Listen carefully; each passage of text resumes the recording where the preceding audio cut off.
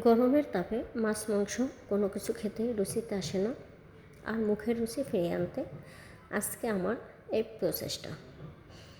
তো চলে যাই মূল রেসিপিতে। আমি একটা বাটি নিয়ে নিয়েছি, তাতে সামান্য হলুদের গুঁড়ো, মরিচের গুঁড়ো, ধনিয়ার গুঁড়ো আর লবণ নিয়ে নিয়েছি।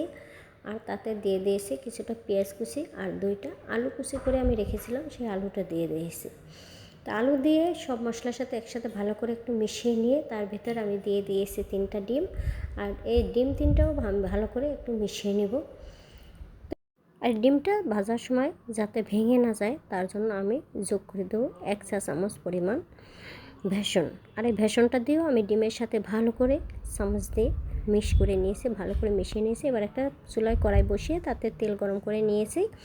আর আজকে রান্নাটা আমি সম্পূর্ণ করব অলিভ অয়েল দিয়ে। তো কড়াইয়ে তেল গরম হয়ে গেছে, এর ভিতরে আমি ডিমটা দিয়ে একটা ঢাকনা দিয়ে কিছুক্ষণ ভেজে নিয়েছি। এবার ঢাকনা তুলে ডিমটা আমি উল্টে দিয়েছি। অপর পিঠও আমি এইভাবে সেমভাবে ভেজে নিয়েছি। এবার ডিমটা একটা প্লেটে আমি তুলে নিয়েছি। আর ওই একই কড়াইয়ে আমি আবারও তেল গরম করে তাতে দিয়ে দিয়েছি 1 কাপ পরিমাণ পেঁয়াজ কুচি। এবার পেঁয়াজ কুচি একটু নেড়ে চেড়ে দিয়ে আমি চলে যাব ডিমের কাছে। ডিমটা আমি এবার ভালো করে কেটে টুকরো করে নেব।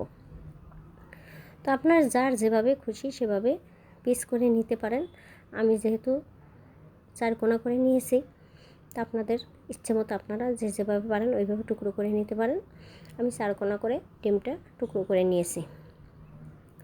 তো ডিমটা আমার টুকরো করা হয়ে গেছে, আমি চুলায় চলে যাব।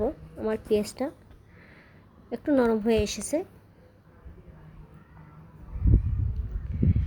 পেঁয়াজটা নরম হয়ে আসার পরে আমি এতে দিয়ে দিয়েছি একটা টমেটো কুচি, 2টা কাঁচামরিচ, হলুদের গুঁড়া, মরিচের গুঁড়া, ধনিয়ার গুঁড়া। এরপর পানি দিয়ে আমি কিছুক্ষণ কষিয়ে নেব। আমি জিরার গুঁড়া আর গরম মশলার গুঁড়া দিতে ভুলে গিয়েছিলাম। এবার আমি জিরার গুঁড়া আর গরম মশলার গুঁড়াটাও দিয়ে নেব।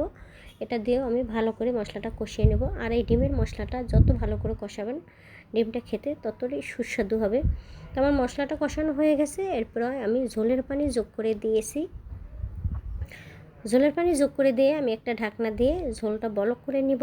আমার ঝোলটা বলক হয়ে এসেছে। এবার আমি আগে থেকে কেটে রাখা যে ডিমের পিসগুলো ছিল সেগুলো আমি ঝোলের ভিতরে দিয়ে দিয়েছি। এবার আমি ঢাকনা দিয়ে 2-3 মিনিট রান্না করে নেব। যেহেতু আমি আগে ভেজে নিয়েছি, আলুটা আমার সিদ্ধ হয়ে গেছে। 2-3 মিনিট রান্না করলে ব্যাস আমার রেডি হয়ে গেল ডিমের তরকারি। আমার এটা কিন্তু রান্না হয়ে গেছে। এবার আমি উপরে একটু গরম মশলা গুঁড়ো ছিটিয়ে দেব।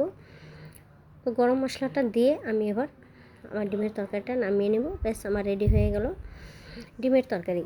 এইরকম ডিম রান্না করে কে কে খেয়েছেন অবশ্যই আমাকে কমেন্ট করে জানাবেন। আর আমার ভিডিওটা যদি ভালো লেগে থাকে অবশ্যই লাইক, কমেন্ট, শেয়ার করতে ভুলবেন না। Thank you for watching.